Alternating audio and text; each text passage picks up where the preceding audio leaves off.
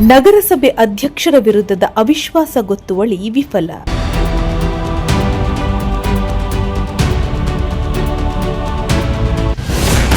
ನಗರಸಭೆ ಅಧ್ಯಕ್ಷರ ಬೆಂಬಲಿಗರಿಂದ ಸಂಭ್ರಮಾಚರಣೆ.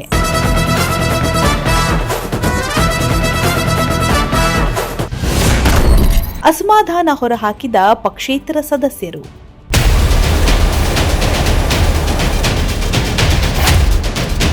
ಶಿರಾ ನಗರಸಭೆ ಅಧ್ಯಕ್ಷರ ವಿರುದ್ಧ ಮಂಡಿಸಲಾದ ಅವಿಶ್ವಾಸ ಗೊತ್ತುವಳಿ ವಿಫಲವಾಗಿದ್ದು, ಶಿರಾ ನಗರಸಭೆ ಅಧ್ಯಕ್ಷರಾಗಿ ಜಿಶಾನ್ ಮಹಮ್ಮದ್ ಮುಂದುವರಿಯಲಿದ್ದಾರೆ. ಅವಿಶ್ವಾಸ ಗೊತ್ತುವಳಿ ಸಂಬಂಧ ವಿಶೇಷ ಸಭೆ ಕರೆಯಲಾಗಿತ್ತು. ಸಭೆಯಲ್ಲಿ ಅವಿಶ್ವಾಸದ ಪರ ಸದಸ್ಯರು ಮತ ಚಲಾಯಿಸದೇ ಇದ್ದರಿಂದ ಅವಿಶ್ವಾಸ ನಿರ್ಣಯಕ್ಕೆ ಸೋಲಾಗಿದೆ.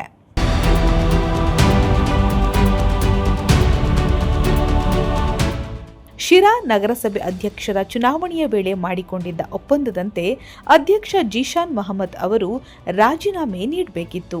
ಆದರೆ ರಾಜೀನಾಮೆ ನೀಡದ ಹಿನ್ನೆಲೆಯಲ್ಲಿ ಅವರನ್ನು ಅಧಿಕಾರದಿಂದ ಕೆಳಗಿಳಿಸಲು ಅವಿಶ್ವಾಸ ನಿರ್ಣಯವೇ ಕೊನೆಯ ಅಸ್ತ್ರವಾಗಿ ಬಳಸಿಕೊಳ್ಳಲಾಗಿತ್ತು. ಶಾಸಕ ಟಿಬಿ ಜಯಚಂದ್ರ ಅವರ ಸಮ್ಮತಿಯೊಂದಿಗೆ ಅವಿಶ್ವಾಸ ನಿರ್ಣಯ ಮಂಡಿಸಲಾಗಿದೆ. ಈ ಅವಿಶ್ವಾಸ ನಿರ್ಣಯದಲ್ಲಿ ಜಿಶಾನ್ ಮೊಹಮ್ಮದ್ಗೆ ಜಯ ಸಿಕ್ಕಿದ್ದು, ಬೆಂಬಲಿಗರು ಪಟಾಕಿ ಸಿಡಿಸಿ ಸಿಹಿ ಹಂಚಿ ಸಂಭ್ರಮಾಚರಣೆ ಮಾಡಿದ್ರು. ನಮ್ಮ ಪಕ್ಷದವರು ಅಂದರೆ ಅವ್ರಿಗೆ ಒಳ್ಳೇದಾಗಲಿ, ಒಳ್ಳೆ ಇವಾಗ ನಮ್ಮ ಪಕ್ಷದವರು ಇದ್ದಾರೆ. ವಾರ್ಡ್ ನಂಬರು ಎಲ್ಲ ಗೊತ್ತು, ವಾರ್ಡ್ ನಂಬರ್ 19, 20, ಆಮೇಲೆ 19, 20, 21, 22 ಎಲ್ಲರೂ ಇದ್ದಾರೆ. ನಾವು ಒಳ್ಳೆ ಕೆಲಸ ಮಾಡಿದ್ದೀನಿ. ಕಾರಣ ಅವ್ರು ಕೇಳಬೇಕು, ಏನು ನನ್ನ ಕೆಲಸ ಒಳ್ಳೆ ಮಾಡಿದ್ದೀನಿ, ಕೆಲಸ ಕೆಟ್ಟದ್ದು ಮಾಡಿದ್ದೀನಿ ಅಂತ. ನಮ್ಮ ಪಕ್ಷದಲ್ಲಿ ಏನು ಆ ಥರ ಏನೂ ಇಲ್ಲ. ಹಂಗೇನಾದರೆ ಇದ್ದರೆ ಅದು ನಾವು ಹೇಳ್ತೀವಿ. ಸ್ಟಾರ್ಟಿಂಗು ನಾನು ಅಧ್ಯಕ್ಷ ಆಗೋಕ್ಕಿಂತ ಮುಂಚೆ ಸ್ವಲ್ಪ ರಾಜಕೀಯ ನಡೀತು, ಆವಾಗ ನಾವು ಹೇಳಿದ್ದೀವಿ. ಆವಾಗ ನಮ್ಮ ಮಾತಿಗೆ ಯಾರಾದರೂ ಬರ್ತಾಯಿದ್ರೆ ಅದು ನಾನು ಮಾಡ್ತಾಯಿದ್ದೆ. ನಮ್ಮ ಮಾತಿಗೆ ಯಾರಾದರೂ ಬರ್ತಾಯಿದ್ರೆ ಅಧ್ಯಕ್ಷ ಆಗೋಕ್ಕಿಂತ ಮುಂಚೆ ನಾವು ಹೇಳಿದ್ದೀವಿ. ಇಲ್ಲೇ ರಫಿ ಅಣ್ಣ ಇದ್ದಾರೆ, ನಾವು ಹೇಳಿದ್ದೀವಿ. ಅವಾಗ ಯಾರೂ ನಮ್ಮ ಮಾತು ಕೇಳಲಿಲ್ಲ. ಅವಾಗ ಕೇಳ್ತಾ ಇದ್ರೆ ನಾವು ಏನು ಮಾಡಬೇಕು ಅದು ಮಾಡ್ತಾ ಇದ್ವಿ. ಯಾಕೆ ಈ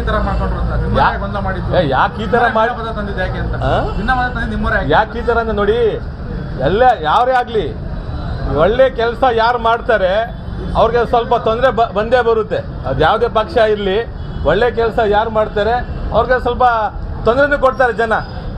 ಇದೆಲ್ಲ ನೋಡಿ, ನಾನು ನಿಮಗೆ ಎಷ್ಟು ಎಕ್ಸ್ಪೀರಿಯೆನ್ಸ್ ಆಗಿದೆ ಅಂದರೆ, ನಾನು 25 ವರ್ಷ ನೋಡ್ತಾ ಇದ್ದೀನಿ ನಗರಸಭೆ. ಟೋಟಲಿ ಇದು ಬಾಡಿದಲ್ಲಿ ತುಂಬ ಎಕ್ಸ್ಪೀರಿಯೆನ್ಸ್ ಆಗಿರುತ್ತೆ. ಅವ್ರ ದೇವ್ರದ್ದು ಒಳ್ಳೆ. ನಾನು ಮೊದಲನೇದಾಗಿ ಏನು ಅಧ್ಯಕ್ಷ ವಿರುದ್ಧ ಅವಿಶ್ವಾಸ ಮಂಡಿಸಂಥ ಸದಸ್ಯರಿಗೆ ನಾನು ಅಭಿನಂದನೆ ಸಲ್ಲಿಸ್ತೇನೆ. ಕಾರಣ ಏನಪ್ಪ ಅಂದರೆ, ಒಬ್ಬ ಅಧ್ಯಕ್ಷರು ಇನ್ನೂ ಉತ್ತಮವಾದಂಥ ಕೆಲಸ ಮಾಡ್ಬೇಕಂತಂದರೆ ನಮಗೆ ಎಚ್ಚರಿಕೆ ಕೊಡೋರು ಇರಬೇಕು. ಆ ಕಾರಣಕ್ಕೋಸ್ಕರ ನನಗೆ ಅವರಿಗೆ ಅಭಿನಂದನೆ ಸಲ್ಲಿಸ್ತೀನಿ. ಆಮೇಲೆ ನಮ್ಮ ಅಧ್ಯಕ್ಷ ಹೆಂಗೆ ಅಂದರೆ, ಗೆಲ್ಲೋರು ಅಷ್ಟೇ ಪಕ್ಷ. ಇಲ್ಲಿ ಗೆದ್ದ ಮೇಲೆ ಎಲ್ಲ 31 ಜನ ಒಂದೇ. ನಾವು ಅಧ್ಯಕ್ಷ ಪರ ವಿರೋಧ ಮಾಮೂಲಿ ಇರ್ತೈತೆ. ಆದರೆ ಇದುವರೆಗೂ ಯಾರೂ ಮಾಡಿದಂಥ ಕೆಲಸನ ಅಧ್ಯಕ್ಷರು ಮಾಡ್ತಾಯಿದ್ದಾರೆ. ಅದನ್ನು ಸಹಿಸಲಾರ್ದ ಕೆಲವೇ ಕಿಡಿಗೇಡಿಗಳು ಅವ್ರ ವೈಯಕ್ತಿಕ ಹಿತಾಸಕ್ತಿಗೆ ಹೀಗಾಗಿ ಇವ್ರನ್ನೇನಾದರೂ ಮಾಡಿ ಅಧಿಕಾರದಿಂದ ಇಳಿಸ್ಬೇಕು, ಇಲ್ಲಾಂದರೆ ಇವ್ರ ಹೆಸರು ಬರುತ್ತೆ, ಇವ್ರು ಇನ್ನೂ ಒಳ್ಳೆ ಕೆಲಸ ಮಾಡ್ತಾರೆ, ಮುಂದೆ ನಮ್ಮ ಭವಿಷ್ಯಕ್ಕೆ ತೊಂದರೆ ಆಗುತ್ತೆ, ಒಂದು ತಪ್ಪು ಕಲ್ಪನೆಯಿಂದ ಅಧ್ಯಕ್ಷ ವಿರುದ್ಧ ಅವಿಶ್ವಾಸ ತಂದರು. ಅವ್ರು ಗುಡದಟ್ಟಿಲಿ ಒಂದು 150 ಅಕ್ಪತ್ರ ರೆಡಿ ಆಗ್ತಾ ಇದೆ. ಯಾಕೆಂದರೆ ಇವತ್ತು 30-40 ವರ್ಷಗಳಿಂದ ವಾಸ ಮಾಡಿದ್ದಾರೆ ಅಷ್ಟೇ, ಬಟ್ ಅದಕ್ಕೆ ಯಾವುದೇ ದಾಖಲೆಗಳಿರಲಿಲ್ಲ. ಇಷ್ಟು ವರ್ಷ ನಾವು ಈ ನಗರಸಭೆ ಕಾಲಿಟ್ಟು 4.25 ವರ್ಷ ಆಗ್ತಾ ಬಂತು. ಅವತ್ತಿಂದ ಇವತ್ತುವರೆಗೂ ಯಾರು ಮಾಡಿದಿರೋಂಥ ಕೆಲಸನ ನಮ್ಮ ಜೇಷನ್ ಅವರು ಮಾಡಿದ್ರು ಅಧ್ಯಕ್ಷರು. ಬಟ್ ನಮಗೆ ಪಕ್ಷ ಬೇಕಾಗಿಲ್ಲ. ಇಲ್ಲಿ ನೋಡಿ, ಅದು ಸಹಜ, ಹೇಳೋದು ಸಹಜ. ಆದರೆ ನಮಗೆ ಗೊತ್ತಿರುತ್ತೆ, ಅಧ್ಯಕ್ಷರಿಗೆ ಗೊತ್ತಿರುತ್ತೆ, ಅವೆಲ್ಲ ಕಟ್ಟುಕತೆ ಅಷ್ಟೇ. ನಮಗೆ ವ್ಯಕ್ತಿತ್ವ ಇಂಪಾರ್ಟೆಂಟು. ನಮ್ಮ ವಾರ್ಡಲ್ಲಿ ಒಳ್ಳೆ ಕೆಲಸ ಮಾಡ್ತಾಯಿದ್ರೆ ಎಲ್ಲ ವಾರ್ಡಲ್ಲೂ ಸಹ ಅಭಿವೃದ್ಧಿ ಇಂಪಾರ್ಟೆಂಟು. ಆಮೇಲೆ ನನಗೆ ಇನ್ನು ಸ್ವಲ್ಪ ದಿನ ಇದೆ, 8 ತಿಂಗಳು 7 ತಿಂಗಳಿದೆ.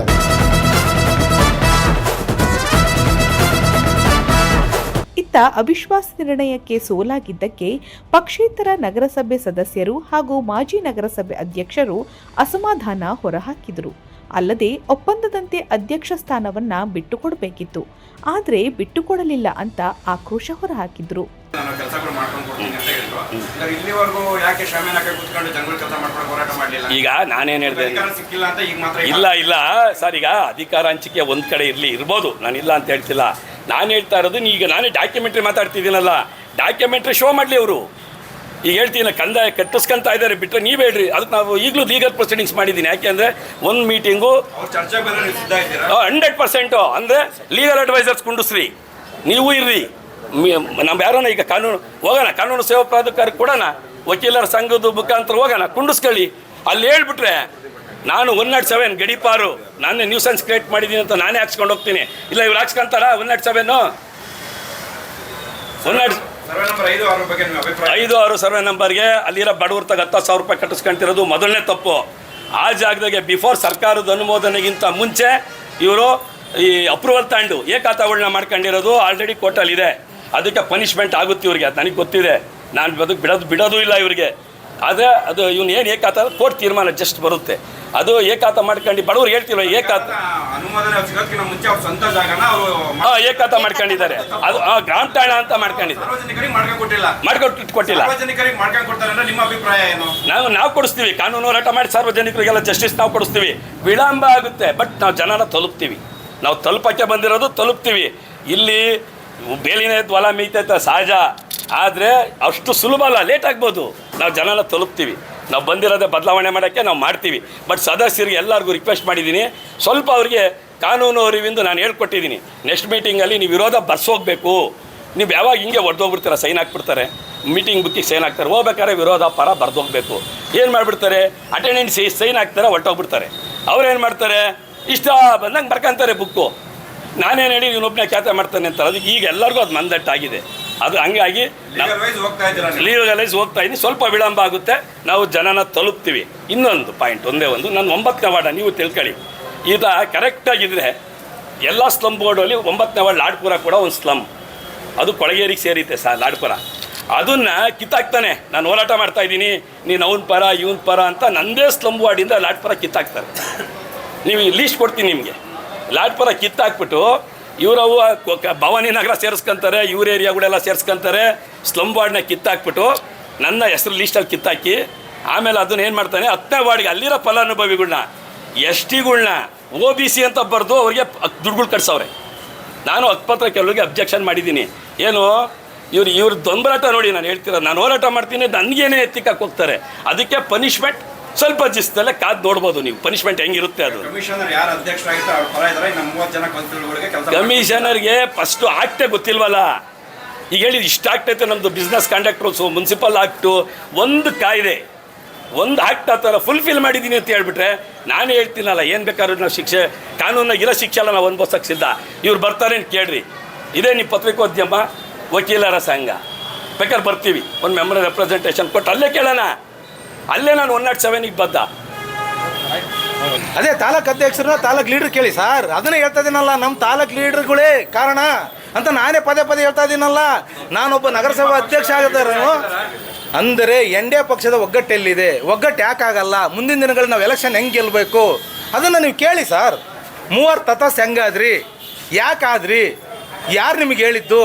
NDA ಪಕ್ಷ ಮತ್ತು ಕರ್ನಾಟಕ ರಾಜ್ಯದಲ್ಲೇ NDA ಆಗಿದೆ, ನಿಮ್ಮ ತಾಲೂಕಿನಲ್ಲಿ ಯಾಕಾಗಿಲ್ಲ ಅಂತ ನೀವು ಕೇಳಿ. ಅದನ್ನೇ ಸ್ವಾಮಿ ನಾನು ಅದನ್ನೇ ಹೇಳ್ತಾ ಇರೋದು. ನಾವು ಮುಂದಿನ ದಿನಗಳಲ್ಲಿ NDA ಪಕ್ಷದವರು BJP ಅವರು JDS ಹೆಂಗೆ ಸಪೋರ್ಟ್ ಮಾಡಬೇಕು, JDS ಅವರು BJP ಹೆಂಗೆ ಸಪೋರ್ಟ್ ಮಾಡಬೇಕು, ನಮ್ಮ ಲೀಡರ್ಗಳನ್ನ ಕೇಳ್ರಿ, ನಮ್ಮ ತಾಲೂಕು ಅಧ್ಯಕ್ಷರನ್ನ ಕೇಳ್ರಿ ಸರ್. ಹೇಳ್ರಿ ಸರ್, ತಾಲೂಕು ಅಧ್ಯಕ್ಷರು ನಮ್ಮ ಪ್ರಕಾಶ್ ಅಣ್ಣ, ಆಮೇಲೆ ಏನು ನಮ್ಮ MLA ಕ್ಯಾಂಡಿಡೇಟ್ ನಮ್ಮ ಮುಗ್ರೇಶ್ ಅಣ್ಣ, ರಾಘಣ್ಣ, ರಾಮಣ್ಣ ನಮ್ಮ ಲೀಡರ್ಗಳು. ನಾನು ನಗರಸಭಾ ಅಧ್ಯಕ್ಷ ಏನು ಹೇಳ್ಬೇಕಂತ ನಿಮಗೆ ಹೇಳಿದ್ದೀನಿ. BJPಯಲ್ಲಿ ಯಾವುದೇ ಕಾರಣಕ್ಕೂ ಹೊಂದಾಣಿಕೆ ಇತ್ತು. MLC ಅವರಿಂದ ಹಿಡ್ಕೊಂಡು MP ಅವ್ರು ಹಿಡ್ಕೊಂಡು ಸದಸ್ಯರಿಂದ ತಂಗಲು ಒಗ್ಗಟ್ಟಿತ್ತು. ನಮ್ಮ JDSನವ್ರು ಯಾವಾಗ ಇಬ್ಬರು ಒಂದು BJP ಹೋಗ್ತಾ ಅವಾಗ ಸಡ್ಲ್ ಆಯ್ತು. 100% ಲೂಸ್ ಆಗಿದ್ದ ಕಾರಣನೇ ನಮ್ಮರೇ ಲೀಡರ್ಗಳು ಕಳಿಸಿದ್ದಾರೆ. ಅದ್ರಾಗೇನು ಎರಡು ಮಾತಿಲ್ಲ. ನೀವು ಏಕೈಕ ಟೋಟಲ್ ಯಾವುದು ಕಟ್ ಮಾಡ್ಕೊಂಡಂಗೆ ಇದನ್ನು ಪ್ರೆಸ್ ಮೀಟ್ನಾಗ ನಾವು ಏನು ಮಾತಾಡಿದ್ವಿ ಅದನ್ನ ಬಿಡ್ರಿ, ತಾಲೂಕಿಗೆ ಗೊತ್ತಾಗಲಿ. ನಮಸ್ಕಾರ. ನೀವು ಯಾವ ಪಕ್ಷದವ್ರನ್ನ ಅಧ್ಯಕ್ಷ ಮಾಡಕ್ಕೆ ಹೊರಟಿದ್ರಿ?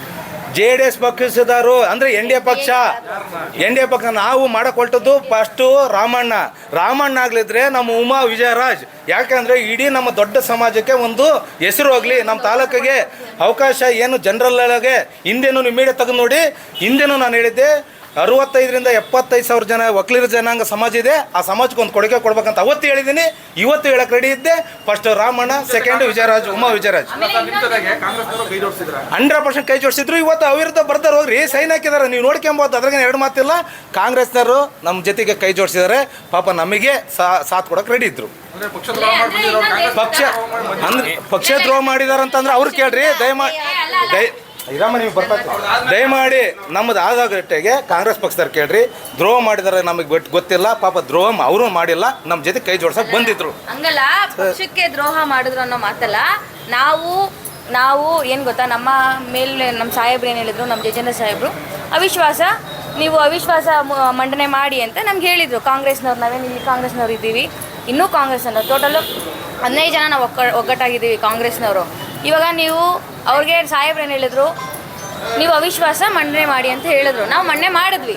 ಸೊ ಈಗ ಸಾಹೇಬ್ರಿಗೆ ಮರ್ಯಾದೆ ಇಲ್ದಂಗೆ, ಗೌರವ ಇಲ್ದಂಗೆ, ಈಗ ಮಾತು ಕೊಟ್ಟು 8 ತಿಂಗಳು ನಾವು ಕೊಡ್ತೀವಿ ಅಂತ ಮಾತು ಕೊಟ್ಟು ನಮ್ಮೆಲ್ಲರೂ ಮುಂದೆ ನಾನಿದ್ದೆ, ಇವರೆಲ್ಲರೂ ಇದ್ದರು ಅವತ್ತು. ನಮ್ಮ ಕಾಂಗ್ರೆಸ್ನವ್ರು ಏನಿದ್ರು, ದೊಡ್ಡ ಲೀಡ್ರು ಎಲ್ಲರೂ ಇದ್ದು, ಎಲ್ಲರೂ ಮುಂದೆ ಕಾಲಿಟ್ಕೊಂಡು ನಾನು ಅಪ್ಪನ ಕೊಟ್ಟಿದ್ದೀನಿ, ನಾನು ಮಾತು ಕೊಟ್ಟೇ ಕೊಡ್ತೀನಿ, ನಾನು ಕೊಟ್ಟಿದ್ದ ಮಾತಿಗೆ ನಾನು ತಪ್ಪಲ್ಲ, ನಾನು 8 ತಿಂಗಳು ಇಳಿತೀನಿ ಅಂತ ನಾವು ಮಾತು ಕೊಟ್ಟು ಅವರು ಮುಂದುವರೆದ್ರು. ಆಯಿತು, ಜಾಫರಣ್ಣ ಅವರು ದೊಡ್ಡವರಿದ್ದರು. ಅವಾಗ ಜಾಫರಣ್ಣನ ಕ್ಯಾಂಡಿಡೇಟ್ ಅಂತ ನಾವೆಲ್ಲರೂ ಮುಂದಿಟ್ಟಿದ್ವಿ. ಜಾಫರಣ್ಣವ್ರು ದೊಡ್ಡವರಿದ್ದರು, ಮುತೋಲಿ ಇದ್ದಂಥ ಸಂದರ್ಭದಲ್ಲಿ ಅವರು ಇಲ್ಲ, ಅವ್ರ ತಂದೆ ತೀರೋಗಿದ್ದಾರೆ, ಅವ್ರ ತಂದೆ ಸ್ಥಾನದಲ್ಲಿ ಯಾರಾದರೂ ನಿಂತ್ಕೋಬೇಕಲ್ಲ, ಬಿಡೋಣ ಅಂತ ನಾವೆಲ್ಲರೂ ಸಜೆಸ್ಟ್ ಮಾಡಿದ ಕಾರಣದಿಂದ ಜಾಫರಣ್ಣ ಆಯಿತು ಬಿಡು, ಅವ್ರ ತಂದೆ ತೀರೋಗಿದ್ದಾರೆ ಅನ್ನೋ ಒಂದು ಸಿಂಪತಿಯಿಂದ ಸರಿ ಅಂತ ಮುಂದುವರೆದಕ್ಕೆ ಬಿಟ್ಬಿಟ್ರು. ಈಗ 8 ತಿಂಗಳಾಯಿತು, ಕೇಳಿದ್ರು ಕೊಡಲಿಲ್ಲ. ಸಾಹೇಬ್ರು ಕೇಳಿದ್ರು, ಸಾಹೇಬ್ರಿಗೂ ಗೌರವ ಒಂದು ಕಿಂಚಿತ್ ಕೊಡಲಿಲ್ಲ.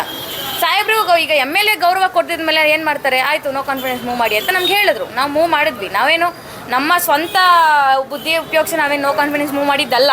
ನಮ್ಮ MLA ಅವರು, ನಮ್ಮ ಹೈಕಮಾಂಡ್ ನಮಗೆ ಡೈರೆಕ್ಷನ್ ಕೊಟ್ಟ ಮೇಲೆ ನಾವು ನೋ ಕಾನ್ಫಿಡೆನ್ಸ್ ಮೂವ್ ಮಾಡಿದ್ದು. ನೋ ಕಾನ್ಫಿಡೆನ್ಸ್ ಮೂವ್ ಮಾಡಿದ್ಮೇಲೆ ಈಗ ಅವ್ರನ್ನ MLA ಅವ್ರನ್ನ ಬಿಟ್ಬಿಟ್ರು. MLA ಅವ್ರ ವಿರುದ್ಧವಾಗಿ ಹೋಗಿರೋದು, ಅಂದರೆ ಕಾಂಗ್ರೆಸ್ಸಿಗೆ ವಿರುದ್ಧವಾಗಿ ಹೋಗಿರೋದು, ಇನ್ಯಾರ ವಿರುದ್ಧವಾಗಲ್ಲ. ಕಾಂಗ್ರೆಸ್ಸು MLA ಅವ್ರ ವಿರುದ್ಧವಾಗಿ ಹೋಗಿ ಅವರು ಇಲ್ಲ ನಾವು ಮಾಡ್ಕೊಂಬರ್ತೀವಿ ಅಂತ. ಕಾಂಗ್ರೆಸ್ನವ್ರು ಎಷ್ಟು ಜನ ಇದ್ದರು? 7 ಜನ ಇದ್ರು ಅಷ್ಟೇ. ಅವ್ರ ಜೊತೆಗೆ ಕಾಂಗ್ರೆಸ್ನವ್ರು ಇರೋದು ಎಷ್ಟು ಜನ? 15 ಜನ. ಅವರೆಲ್ಲರೂ ಇರಲಿಲ್ವೇ? ಆಮೇಲೆ ಈಗ ಅವ್ರ ಪರ 13 ಜನ ಟೋಟಲ್ ಇರುವಂಥದ್ದು. ನಮ್ಮ ನಗರಸಭೆಯಲ್ಲಿ 35 ಜನ ಕೌನ್ಸಿಲರಲ್ಲಿ ಬರೀ 13 ಜನನ ಆತ ಪರವಾಗಿ ಇಟ್ಕೊಂಡಿದ್ದಾರೆ ಅಂತಂದರೆ ಇದು ನಾಚಿಕೆಗೇಡು. ಯಾಕೆಂತಂದರೆ ಈಗ 35 ಜನದಲ್ಲಿ ಅಟ್ಲೀಸ್ಟ್ 15, ಕನಿಷ್ಠ ಪಕ್ಷ 15 ಜನ ನೀನು ಪರವಾಗಿಲ್ಲ ಅಂತಂದರೆ ಅಧ್ಯಕ್ಷ ಆಗಿ ನೀನು ಇಲ್ಲಿ ಆಡಳಿತ ಮಾಡ್ತಿರೋದೇ ವೇಸ್ಟ್. ನೀನು ಅಧ್ಯಕ್ಷ ಆಗಿ ಆಲ್ರೆಡಿ ಫೇಲ್ಯೂರು. ಈ ಕಾನೂನು ಚೌಕಟ್ಟಲ್ಲಿ ಏನೋ 12 ಜನ ಉಳಿಸ್ಕೋಬೇಕು ಅನ್ನೋ ಒಂದು ಕಾನೂನಿದೆ. ಕಾನೂನು ಚೌಕಟ್ಟಲ್ಲಿ ಬಿಟ್ಟರೆ ಕೋರಮು, ಇನ್ನು ಅರ್ಧದಷ್ಟು ಜನ ನಿನ್ನ ಹತ್ರ ಇಲ್ಲ ಅಂದರೆ 18 ಜನ, ಅರ್ಧದಷ್ಟು ಜನ ಅಂದರೆ 18 ಜನ ನಿನ್ನ ಹತ್ರ ಇಲ್ಲ. You are already failure. ಅಧ್ಯಕ್ಷ ಇಸ್ ಆಲ್ರೆಡಿ ಫೇಲ್ಯೂರ್. ನಮ್ಮ ಇದು ಕಾನೂನು ಚೌಕಟ್ಟಲ್ಲಿ 12 ಜನ ಅನ್ನೋದು ಒಂದು ಓಕೆ. ಯಾವ ಮೀಟಿಂಗ್ ಪಾಸ್ ಮಾಡೋಕ್ಕೆ ಸಾಧ್ಯ 12 ಜನ ಬಿಟ್ಟರೆ? ಇನ್ನು ನೀವು ನೋಡ್ದಂಗೆ 13 ಜನ ಅವ್ರು ಪರವಾಗಿ ಮಾಡಿದ್ರು, 14 ಜನ ವಿರೋಧವಾಗಿ ಮಾಡಿದ್ರು, ಇನ್ನು 3 ಜನ ತಟಸ್ಥವಾಗಿದ್ದರು. 3 ಜನ ಸತ್ರು ಬದುಕಿದ್ರು ಅನ್ನೋದು, ಈ ಕಡೆ ಸತ್ತು ಇಲ್ಲ, ಈ ಕಡೆ ಬದುಕು ಇಲ್ಲ, ಹಂಗೆ ಸತ್ತು ಉಸಿರಾಡ್ತಿರೋ ಥರ ಬದುಕಿದ್ರು. That's okay. ಅದು ಅವ್ರಿಗೆ ಬಿಟ್ಟಿದ್ದು, ಅವ್ರ ವೈಯಕ್ತಿಕ ಓಟ್ ಅನ್ನೋದು ಎಲ್ಲರೂ ವೈಯಕ್ತಿಕ ಹಕ್ಕು. ಓಕೆ. ಈಗ ನಮ್ಮ ಪ್ರಶ್ನೆ, ಈಗ 5-6 ಸರ್ವೆ ನಂಬರ್ ಏನಿದೆ, ಮುಸ್ಲಿಂ ಕಾಲೋನಿ ಆಗಿರ್ಬೋದು, 5-6 ಸರ್ವೆ ನಂಬರ್ ಆಗಿರ್ಬೋದು, 5-6 ಸರ್ವೆ ನಂಬರ್ಗೆ ನಾವು ಬಡವ್ರಿಗೆ ವಿರೋಧ ಅಲ್ಲ. ನಾವು ಬಡವರಿಗೆ ಖಂಡಿತ ಹಕ್ಕುಪತ್ರ ಕೊಡೋದಕ್ಕೆ ವಿರೋಧ ಅಲ್ಲ. ಈತ ಗ್ರಾಮ ಠಾಣ ಅಂತ ಬರೆಸ್ಕೊಂಡು 5-6 ಸರ್ವೆ ನಂಬರ್ಲಿ ಇರೋವಂಥ ಜಾಗನ ನಾವು ಹತ್ರ ಕಂಪ್ಲೀಟ್ ರೆಕಾರ್ಡ್ಸ್ ಇದೆ, ಬೇಕಾದ್ರೆ ಮೀಡಿಯಾಗೆ ಕೊಡ್ತಾರೆ. ನೀವು ಅದನ್ನೆಲ್ಲ ನೀವು ಕಾಪಿನ ನೀವು ಡಿಸ್ಪ್ಲೇ ಮಾಡ್ಬೋದು. We are open to that. ನಾವು ಟ್ರಾನ್ಸ್ಪರೆಂಟ್ ಆಗಿದ್ದೀವಿ. 5-6 ಸರ್ವೆ ನಂಬರ್ 5-6 ಸರ್ವೆ ನಂಬರ್ಗೆ ಬರೋಂಥ ಮನೆನ 5-6 ಸರ್ವೆ ನಂಬರಲ್ಲಿ ಯಾರಾದರೂ ಕೊಟ್ಟರೆ ಬಡವ್ರಿಗೆ ಎಷ್ಟು ಕೊಡ್ಬೋದು ಜಾಗ? 20-30 ಜಾಗ ಕೊಡ್ಬೋದು. ಇದು ರೂಲ್ಸು. ನೀವು ನೋಡಿದ್ರೆ 5-6 ಸರ್ವೆನಲ್ಲಿ 70-100 ಯಾರನ್ನ ಕಟ್ಕೊಳ್ಳೋಕೆ ಸಾಧ್ಯನಾ? ಮತ್ತು ಅಧ್ಯಕ್ಷ ಆಗಿ ಹೆಂಗೆ ಕಟ್ಕೊಂಡ? ಅಧ್ಯಕ್ಷ ಆಗಿ ಈತ 70-100 ಜಾಗನ ಈತನ ಮನೆ ಮಾಡ್ಕೊಂಡಿದ್ದಾರೆ. ಏಕಾತ ಮಾಡ್ಕೊಟ್ಟಾರೆ ಯಾರು? ಈ ಕಮಿಷನರ್.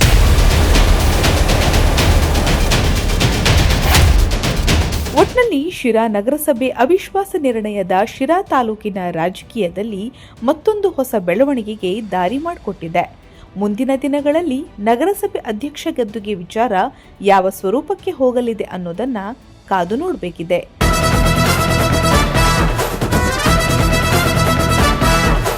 ಶ್ರೀಮಂತ್, ಪ್ರಜಾಶಕ್ತಿ ಟಿವಿ, ಶಿರಾ.